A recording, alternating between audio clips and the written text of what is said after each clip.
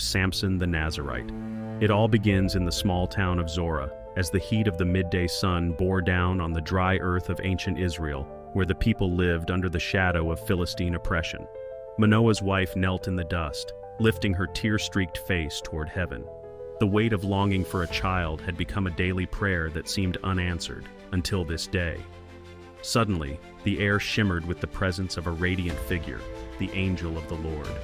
His brilliance illuminated the barren land, and his voice, calm yet commanding, announced that she would conceive and bear a son. The angel said to her, "You are barren and have borne no children, but you shall conceive and bear a son. Now be careful, drink no wine or strong drink, and eat nothing unclean. For behold, you shall conceive and bear a son, and no razor shall touch his head. He shall be a Nazarite to God from birth, and he will deliver Israel from the Philistines." Overwhelmed with wonder, Manoah's wife ran to tell her husband. After catching her breath, she said, A man of God came to me. His appearance was like that of an angel, so awe-inspiring. He said, I will bear a son, and he will be set apart for God to save our people. Manoah's voice steady, though anxious, said, Lord, let this man of God return and teach us what we are to do with the boy who is to be born. Together, Manoah and his wife prayed, and the angel reappeared to instruct them. In gratitude, Manoah offered a sacrifice to God, and flames consumed the offering as the angel ascended heavenward. Months later, Manoah's wife now carrying the promised child. Years passed, and the promised child, Samson, grew into a young man of extraordinary strength. Samson's uncut hair marked him as a Nazarite, and God's power was evident in his every action. One day, while walking along a rocky path flanked by vineyards, a sudden roar shattered the tranquility of the countryside. A young lion sprang from the underbrush, its claws gleaming in the sunlight. Without fear, Samson, with a calm, confident voice, said, "You will not have me this day." Without a weapon in his hand, rushed at the beast and quickly defeated it. Moments later, the lifeless body of the lion lay at his feet, a testament to the strength bestowed upon him. Days later, Samson returned to the same spot and found bees swarming inside the carcass, producing golden honey. It was a sign of things to come, strength rising from weakness, sweetness born from struggle. After some time, Samson decided to return to claim his wife, but her father, believing Samson had abandoned her, gave her to another man. Furious, Samson vowed revenge against the Philistines. He angrily said, "I will have my revenge." Near the vineyards, Samson captured 300 foxes, tied them in pairs by their tails, and fastened a torch between each pair. Lighting the torches, Samson released the foxes into the Philistines' fields, vineyards, and olive groves, setting everything ablaze. The Philistines, enraged by the destruction, retaliated by burning Samson's wife and her father. In a fury, Samson struck down many Philistines, leaving the ground strewn with the bodies of the fallen. Samson then took refuge in the cleft of a rock at Edom, but the Philistines pursued him, and the men of Judah, fearing retribution, bound Samson with ropes to hand him over. As they delivered him to the Philistines, the Spirit of the Lord came upon Samson. The ropes binding him snapped like threads, and spotting the jawbone of a donkey on the ground, Samson seized it and slaughtered 1,000 Philistine soldiers. Overcome with thirst, Samson called out to God, and a spring burst forth from the ground, renewing his strength.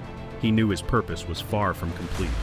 Though Samson's victories were many, his heart grew restless, and he fell in love with a Philistine woman named Delilah. Unknown to Samson, the Philistine rulers made a promise to Delilah. If you can uncover the secret of his strength, I will place in your hand a great sum of silver. Knowing this, Delilah coaxed Samson night after night to reveal the source of his power. Delilah, in a sweet, beguiling tone, "Tell me, my love, where does your strength come from? How can you be bound and subdued?" Samson replied, "If they bind me with 7 fresh bowstrings that have not been dried, I shall become weak, like any other man." At first, Samson gave false answers. Beginning to get frustrated, Delilah said, "How can you say you love me when your heart is not with me?